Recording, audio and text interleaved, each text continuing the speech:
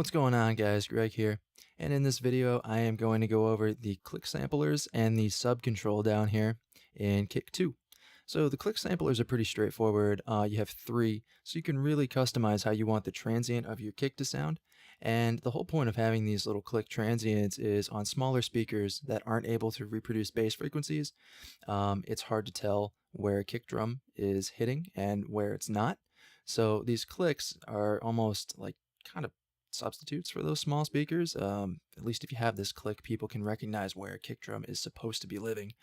So these are great too. I mean, even in your regular mixes, it's great to bring the kick up to the forefront of the mix, especially in electronic music where a kick is such a prominent element. But each of these samplers has a pitch knob, and this changes the pitch through, I believe it's playback speed. Yes, playback speed. So a lower pitch value will result in a longer sample, and a higher pitch value will result in a shorter sample. The length, you can affect the length, and if you see this guy over here, he's getting shorter when I'm turning this knob down. So if you don't want all of this transient, you can take as much away as you need. You can adjust the start. If you don't want this big, massive peak here, you can take that out and adjust it to taste. You can also apply a low pass or high pass filter, which is nice. A low pass is going to muffle the sound. A high pass is just going to clean up the low end.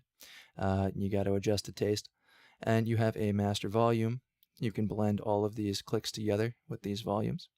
And a pan knob as well. You can select presets up here. And you can sift through the presets with these knobs and load your own. Now up here you'll see these little buttons here. You can click them to activate them, and click them to deactivate them. This is a key tracking, so if this is off, no matter what key you hit on your MIDI keyboard, the click is going to be the same pitch.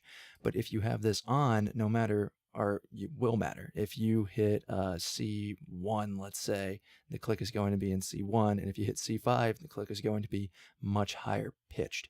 So that pretty much sums it up. It's the same for just about every single click sampler. So now the sub control, this guy's pretty cool. You can affect the harmonics. You can adjust. You see this waveform display here. You can adjust how distorted you want your sound to be. And you can also do it through this guy over here. These are all the partial harmonics involved in your sound. You can pull up and down on these bars here and affect which ones you want to pop out and which ones maybe you don't. It's really useful for fine-tuning things like 808s, which I have pulled up here, and I find the saw preset works well with that. It adds a nice gritty tone. I'll just show you real quick. And now if I turn it down, it's just a regular sine wave. Pretty cool. Pretty cool. So you got to experiment with all this. This has the same options as the click samplers. You have the key tracking, you have a mono button, you have a mute, and a solo. So you also have the volume here. You can blend in the harmonics with your regular kick sample, and you have a panning knob, but I don't suggest panning these, especially on bass frequencies.